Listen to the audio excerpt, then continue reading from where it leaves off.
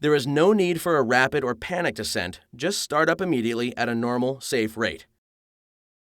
During a cavern or wreck penetration dive, ascending immediately may not be possible, but abort and ascend as soon as you can. It's best to keep your oxygen partial pressure very low or to simply use air for these kinds of dives. Other factors may predispose divers to CNS toxicity. Heavy exercise is one of these. Avoid heavy exercise if you are near or will be near oxygen exposure limits. Some drugs, including certain decongestants, are thought to predispose you to CNS toxicity. It's generally recommended that divers avoid decongestants when diving anyway. If you're taking a prescription, be sure to consult with a physician knowledgeable in diving medicine before using the drug while diving. Carbon dioxide accumulation in the body may predispose you to oxygen toxicity. To avoid retaining carbon dioxide, breathe continuously like you're supposed to. Don't hold your breath. It's quite rare for a diver who breathes normally to retain carbon dioxide. But if you frequently experience headaches after a dive, as a precaution, consult a physician familiar with diving. Keep oxygen exposure concerns and CNS toxicity in perspective. You're far more likely to approach your nitrogen limits than any oxygen limit. By setting your dive computer properly and diving well within its limits, it's easy to manage oxygen concerns.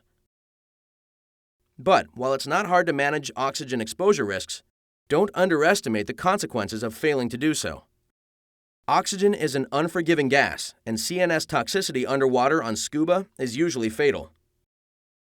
Because people vary in their physiology, no dive table or computer can guarantee that oxygen toxicity will not occur, even within accepted limits. So dive conservatively, well within all limits. Pulmonary oxygen toxicity results from prolonged exposure to high oxygen partial pressures. This is highly unlikely within oxygen limits while making no-stop enriched air dives. It's mainly a concern for commercial or technical divers using pure or high amounts of oxygen for long decompression stops. Nonetheless, it's a remote possibility, so be aware that the most common symptoms are irritation in the lungs, a burning sensation in the chest, coughing, and a reduced vital capacity, the size of breath you can inhale. Typically, if the diver discontinues diving before symptoms become severe, pulmonary toxicity clears up quickly and without complication given sufficient time at the surface breathing air. If you experience any symptoms, discontinue diving for a few days until the symptoms resolve, and consult a physician if symptoms are severe or prolonged. Your enriched air-compatible dive computer helps you keep your oxygen exposure well within limits. First, as mentioned previously, set your dive computer for a maximum oxygen partial pressure of 1.4. Second, set your computer for the specific enriched air blend you're using to dive. This is how your computer knows what blend you're using so it can calculate your no-stop limits and your oxygen exposure. You'll learn more about doing this in a bit. Next, activate the scroll mode that shows your no-stop limits. Typically, your computer gives depth and times in 3-meter, 10-foot increments. With most models, the deepest depth it displays is the deepest depth you can reach without exceeding 1.4. Some models display based on 1.6. If that's true for yours, find the maximum depth using the table in the PADI Enriched Air Diver Manual. Some computers show you the maximum depth when you set the blend. Regardless, note this depth because exceeding it would take you above 1.4 and pose a serious risk of oxygen toxicity. Your enriched air dive computer tracks your oxygen exposure throughout the diving day much as it tracks your exposure to nitrogen. When repetitive diving, in scroll mode, many computers show your no decompression limit or your oxygen exposure limit, whichever is shorter. Most also display your oxygen exposure as a graph or other indicator in surface mode. To stay well within oxygen limits, a surface interval of an hour or more between enriched air dives is recommended when possible, especially if you exceed 50% of your allowable exposure. If your planned dives would approach or exceed oxygen exposure limits, switch to enriched air with less oxygen and/or plan shallower dives. If you accidentally exceed your computer's oxygen exposure limits, ascend immediately but slowly, make a safety stop, and end the dive. Don't dive for 24 hours or as stipulated by the computer manufacturer.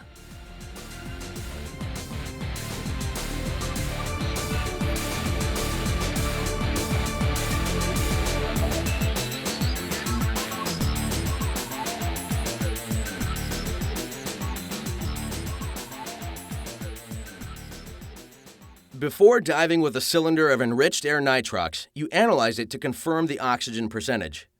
You need to know this to set your enriched air dive computer, and you need to be sure of what it is. Even though the blender analyzes the fill, you must personally verify the oxygen analysis of the cylinder. Do not dive with a cylinder of enriched air if you have not personally verified its contents. There are no exceptions.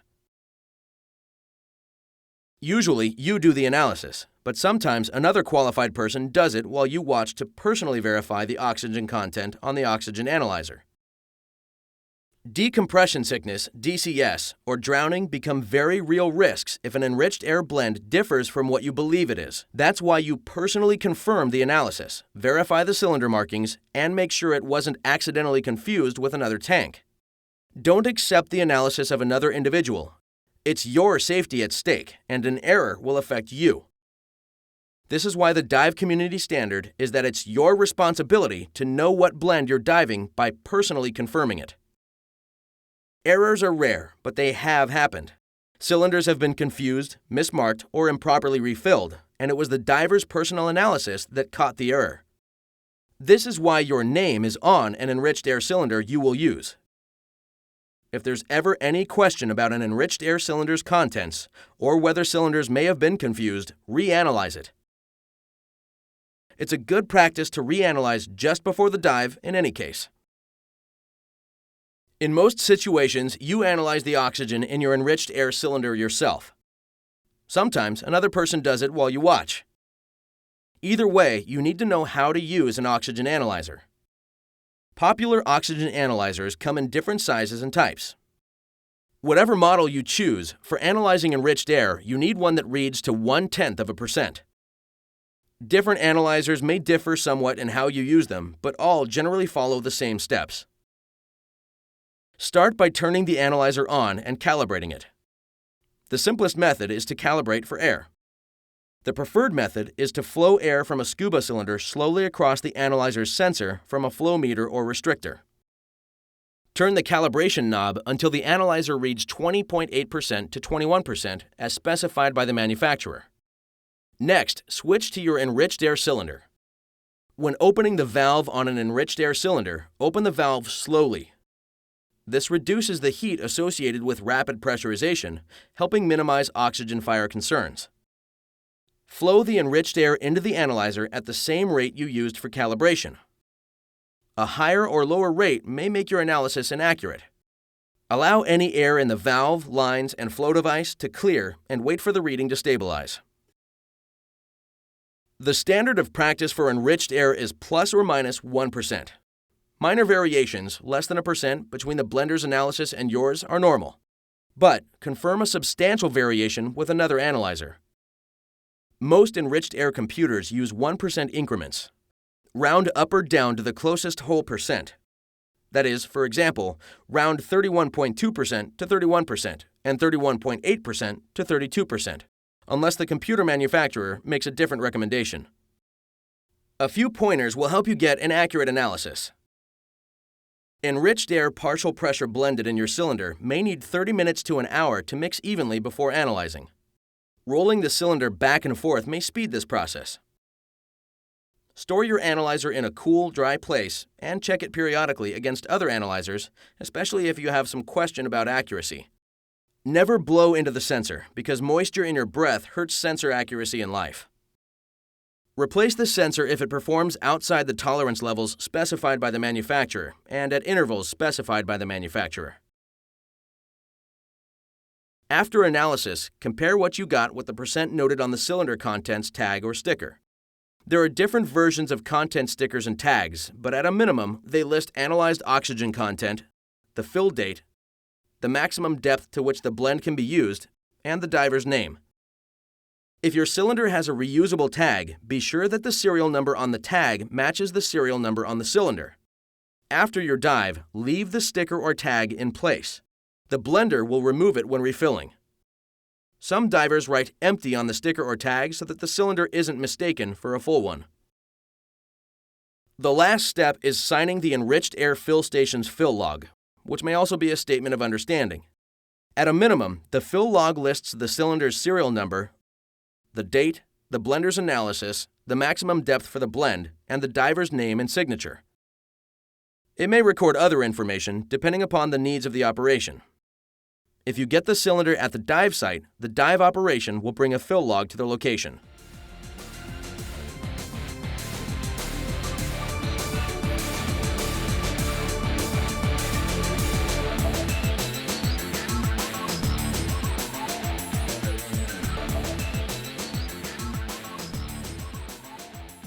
Today, the vast majority of divers use dive computers. There are 4 guidelines to apply when you're using an enriched air dive computer. First, know the enriched air blend's maximum depth and stay shallower by watching the depth display. Remember, plan your dive and dive your plan.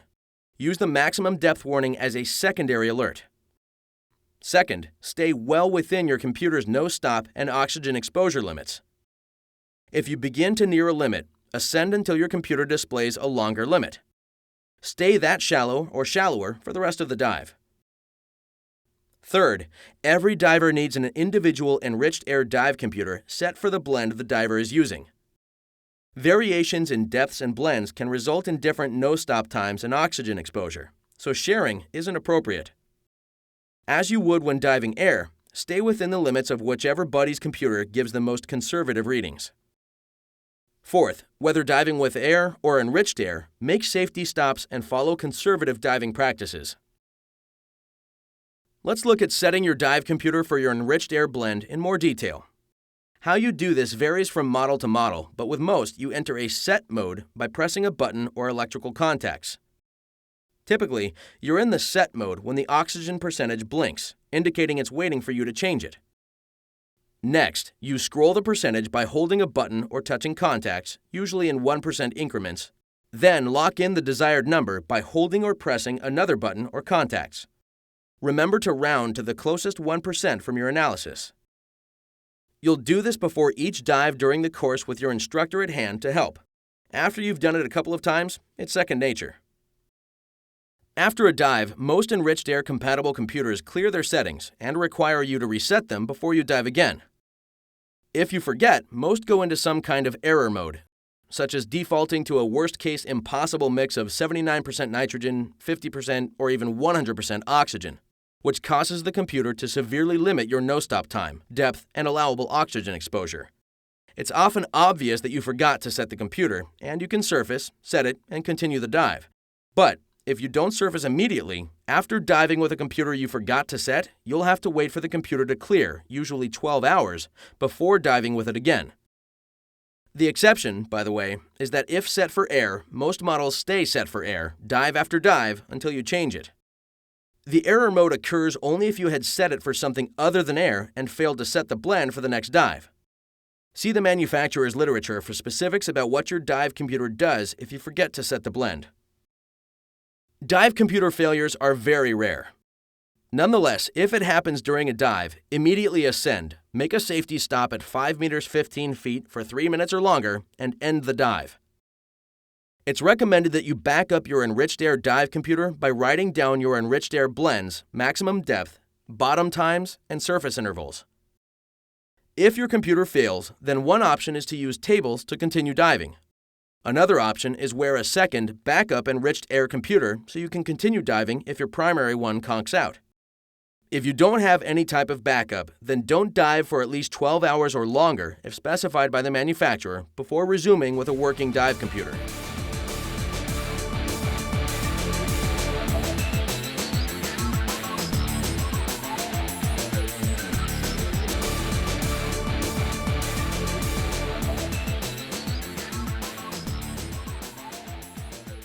Follow the accepted guidelines for diving with enriched air nitrox, and it's very unlikely that you'll have to assist a diver with oxygen toxicity. However, if a diver convulses for any reason, handle the emergency as you would for any unresponsive diver underwater. If the diver has the mouthpiece in place, hold it there, but don't waste time trying to replace it if not. Immediately surface the diver, establish ample positive buoyancy for yourself and the victim, and check for breathing. Call for assistance and begin in-water rescue breaths if the victim isn't breathing. Get the diver to the boat or shore and out of the water as quickly as possible without jeopardizing your own safety. Once out of the water, check for a heartbeat and breathing and begin or continue rescue breaths and CPR as needed. Activate local emergency medical services. If the diver is breathing, begin first aid for DCI as a precaution. Even if the diver appears fully recovered, the patient should be examined by a physician. Some experts recommend that if the diver's mouthpiece is in, hold it in place and wait for the convulsion to subside, then take the diver to the surface.